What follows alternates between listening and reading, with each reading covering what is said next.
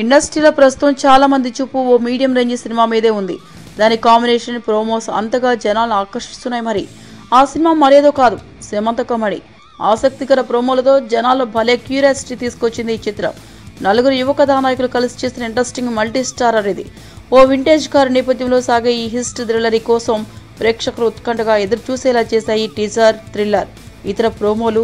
ఈ నెల 14ని సమంతకమణి ప్రేక్షకుల ముందుకు రానున్న నేపథ్యంలో నిర్వహించబోయే ప్రీ రిలీజ్ ఈవెంట్ కోసం నందమూరి బాలకృష్ణ ముఖ్య అతిథిగా రాబోతున్నట్లు ముందే ప్రకటించిన సంగతి తెలిసిందే.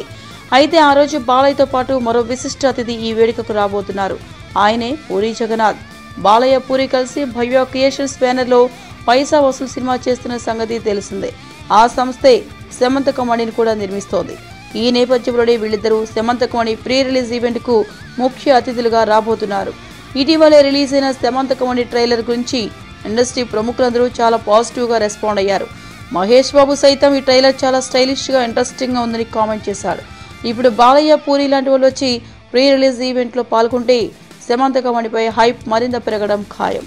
భలే మంచి రోజు ఫేమ్ శ్రీరామ్ ఆదిత్య రూపొందించిన సమంతకమణిలో నారా రోహిత్, సందీప్ కిషన్, సుధీర్ బాబు, ఆది, రాజేంద్ర ప్రసాద్ కీలక పాత్రలు పోషించారు.